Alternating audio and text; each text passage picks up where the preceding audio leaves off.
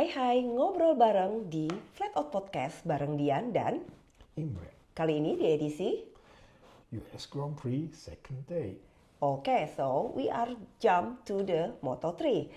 Kalau kita lihat, kita memang orang Indonesia harus bangga banget karena Veda Ega Pratama akan memulai balapan besok di Amerika dari baris kedua, tepatnya di posisi 4 nih. Setelah tadi menyelesaikan Q2 dengan sangat epik dan sepertinya Veda Ega tuh juga hampir bisa memperbaiki catatan waktunya, tapi sayangnya kena track limit. Kita akan tanya mengenai performa Veda di seri ketiga di Amerikas. So he was simply amazing. Not only us who really know him, like him, but all international commentators were absolutely amazed, and everybody's just talking about him as the future superstar, as the super talent. Actually, on a lap that could have taken him to pole position, but he exceeded the track limit. So he has seen in his dashboard that the lap was cancelled. Otherwise, he could have been on pole position, and on this track, this would be the absolute sensation. The track was actually consulted by Kevin Schwantz, so he was thinking how he could put a track together where his riding skills that he had back then would have put him above the competition, and this is how this circuit was built.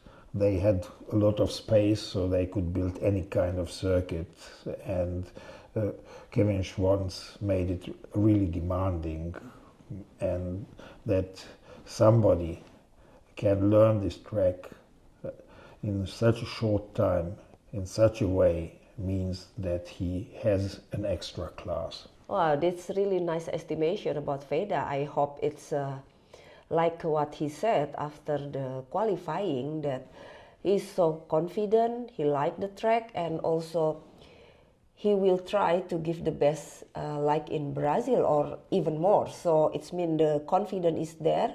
It's really good. So what is your prediction for tomorrow? It is difficult to say. On this circuit, on this long back straight, slipstreaming will change the race positions lap by lap. So he has to position himself correctly for the last lap. Plus, he also has to have some good luck. It is difficult to predict, but I think anything is possible when we see how he made the race in Brazil. He's got the fighting spirit. He understands how to position himself. Now it's a question if he can also preserve the tires over a full distance race. Yeah, so with this condition of the circuit, the tricky of the circuit, the difficulties of the circuit, I believe that it's really difficult to predict, because yesterday, on Friday, Quiles is really on the sky, you know, but then today, in Saturday, he got some difficult to reach the, let's say, top 3. And Carpe is suddenly like a rocket, right? Yes, but yeah, also Carpe is an extraordinary talent. He's got a good team, so it comes more or less who will find the best setup for tomorrow, who can preserve the tires best, so who has already done his homework best. We will see this tomorrow. Okay. So now we will talk about Mario Aji in Moto2. Sayangnya di kualifikasi 1, di mana Mario Aji harus melewati itu, ada red flag. Dan ini menyebabkan sedikit di first run, sedikit terpotong waktunya. Dan padahal pada saat Mario melakukan second run, dia tuh langsung di posisi yang cukup baik. Dan dia juga coba untuk bisa mendapatkan waktu terbaik, tapi sayangnya mess up dengan something, akhirnya itu tidak terjadi hanya di sektor 1. Bisa jelasin nggak kira-kira ada apa sih gitu, kok bisa dia lagi hot lap tiba-tiba dia kayak berhenti dan nengok ke belakang, atau gimana tuh kalau kita lihat? So his hot lap the first sector was faster than the ones before, but then he made a mistake and then he rolled out of it. But even if we put his best sector times and the other ones together, I'm not sure he could have gone faster than Aron Canet. Yeah, because he is fifth, yeah, Mario Aji. Yeah? Yes, he was fourth for a very long time. Yeah. Then Aron Canet set a lap time, but this was 0.3 seconds faster than Mario. Okay. And even if we just cut a little bit from every sector, it's not sure it would have been enough. So for tomorrow? It's going to be a very difficult race for him because now he will start right in midfield, and that's the most dangerous and the most demanding part of the Moto2 fields, because there are so many guys who are more or less the same far. You can play with the slipstream, so they will be for sure very hard fights in midfield. He could have one chance because as David Alonso got penalty, yeah? yes, so David Alonso will start from 18th position on the grid. Mario will start from 19th. Yeah. If he gets a good start and he can hang on With Alonso, Alonso could possibly pull him back, and then he can escape that really difficult and dangerous part of the Moto2 pack. so Jonah point for Mario is possible, right? Points are possible anyhow if he has good luck, because I imagine that David Alonso, as he was so strong today and also yesterday, he had a very serious pace. So I expect him also that he can even win the race from 18th. Really? Yes, yes. Whoa. He is fast, he is a big fighter, and he can preserve the And tires. also Holgado is around, right? Because Holgado this time is not on the... No, but maybe they can one team too. Maybe can like... yeah, this would be a dream scenario, having Mario following David Alonso and Holgado, yeah. Yeah, let's see tomorrow. I mean, we can dream. Yeah, okay. Now we flap out to MotoGP. Amazing sprint that unpredictable, and Jorge Martin really give like everything, especially the very spectacular maneuver on the last lap who make Pecco Bagnaia need to be on the second position, but it's also made Pecco Bagnaia is very happy after the difficult weekend in Brazil.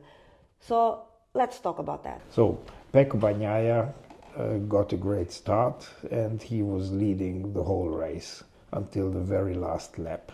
Jorge Martin was the only one who chose the medium rear tire. Everybody else was on a soft.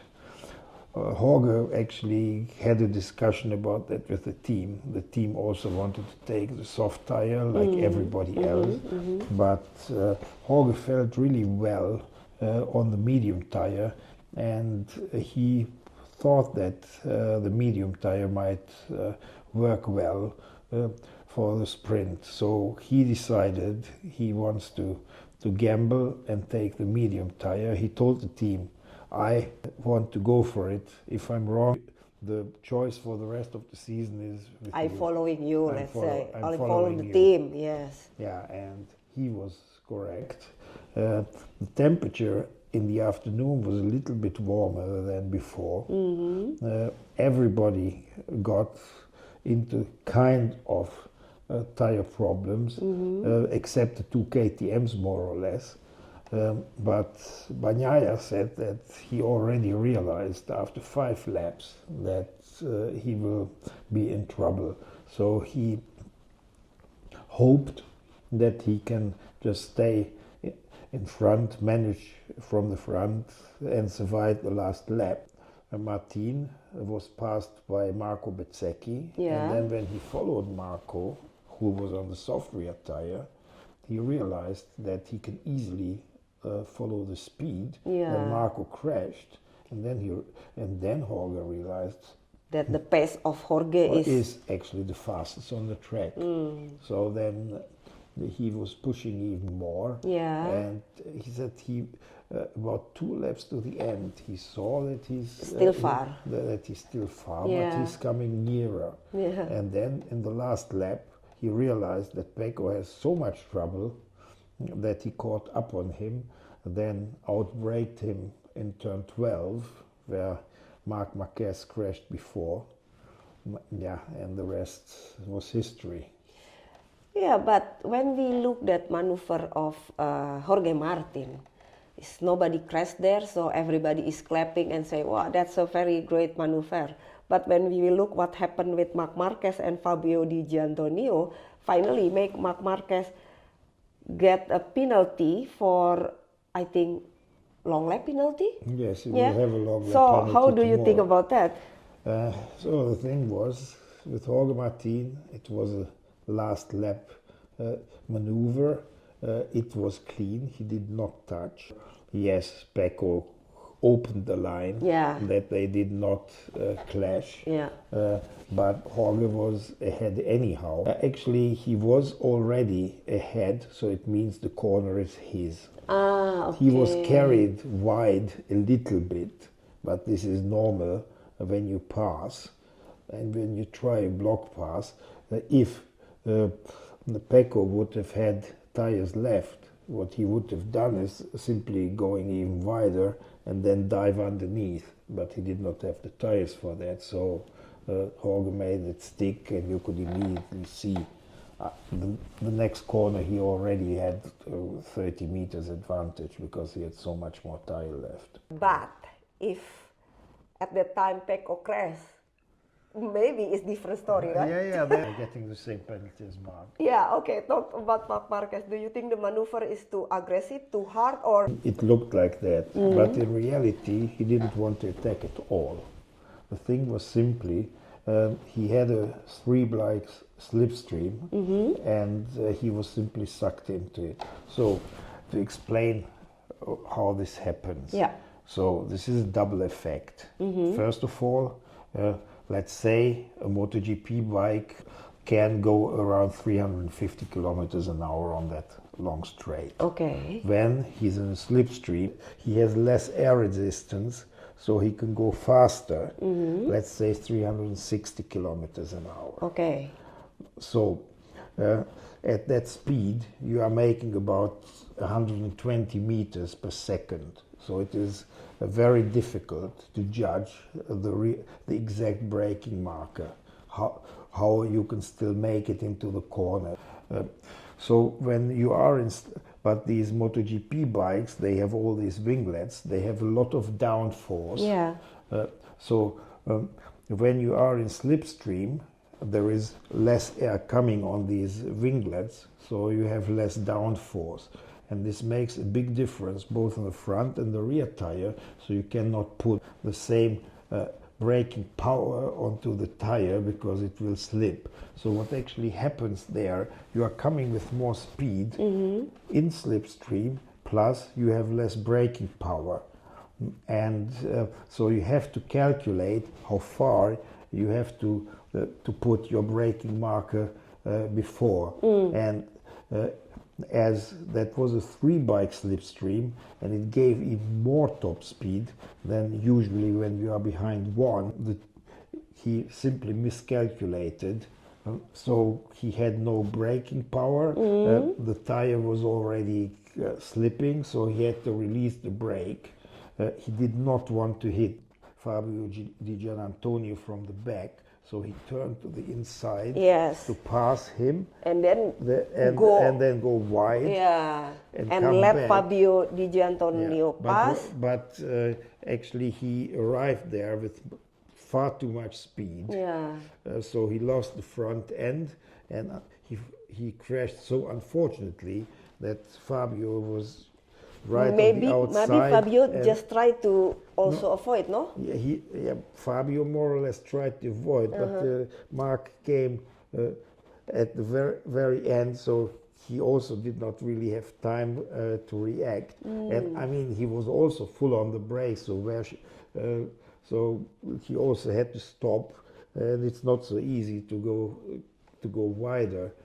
And I also do not think that Fabio expected Mark to crash. So there was also no reason why to avoid. So Mark crashed right at the last moment, right in front of him, and wiped him out. Okay. So this was a mistake. So this is the mistake of Marc Marquez, but actually Marc Marquez doesn't have any intention to pass Fabio on that corner, something like that, yeah? Yes, he So did it's not just like miscalculation because of the situation. jadi nih, nah kalau kayak gini kan enak ya dijelasin. Kalau kita lihat dari TV kan kayaknya kita berpikirnya, aduh Marc Marquez terlalu agresif nih, belum waktunya udah mau nyalip-nyalip aja. Tapi ternyata ini karena motor itu memang udah kecepatannya emang tinggi banget, terus dia juga dapat slipstream dari 3 motor lainnya, sehingga kecepatannya melebihi dari yang Marc Marquez bayangin, dan Marc Marquez tuh berusaha untuk menghindar, dia masuk lewat dalam dengan harapan dia bisa keluar dulu supaya Fabio lewat. Tapi sayangnya dia kehilangan front end, motornya jatuh dan membuat Fabio Di ke bawah gitu. Jadi ini bukan kesengajaan dari Marc Marquez karena dia pengen ngebalap, tapi dia salah perhitungan. So, but because of the crash, then the penalty is okay dong to be given, it is justified. This is what the rule book says. And Mark said, even if the rule book wouldn't say, he would say that in this case, as he ruined the race of another rider, he should be penalized. Okay. Pedro Acosta was found to have had too low front tire pressure. And this is standardized. If it is the first case this year, it is an 8-second penalty. So he dropped from 3rd to 8th. And then make Enea Bastianini up. Yes. And actually it's pity for Mir, because if Mir not crashed, then Mir will be the... Yes, actually Mir crashed because he was pushing to get on the podium. As he said, I couldn't have slept well if I wouldn't have tried. Because it was for the podium, and he would have got to the podium anyhow because Acosta was penalized. But like you said yesterday, Enea Bastianini is really good to manage the tire. So tomorrow maybe he can be good for the race, no? I believe that. I mean, it's difficult to predict the race tomorrow. I mean, Marquez is still the king of Kota. Do you think so? I still believe he is. But long lap penalty, like around 3 seconds, right? Yeah, the long lap penalty in Kota makes about 3 seconds. Yeah, then? But over the distance, he should still be able to make 3 seconds on the rest of the field, so he could compensate it if everything is fine. On the other hand, I mean, he's got pain from his crash from yesterday. For sure, his confidence is reduced from what happened today. So it's not going to be so easy. But it's still possible. But it is still possible, and we know that mentally Marc Marquez is very strong. Okay. But there are at least 6 riders who could win tomorrow. Jorge Martin. Jorge Martin, Bezzecchi, Marco Bezzecchi, and Fabio Fabio Di Gianantonio, and as Enea Bastianini, Pedro Acosta, and Pecco Bagnaia.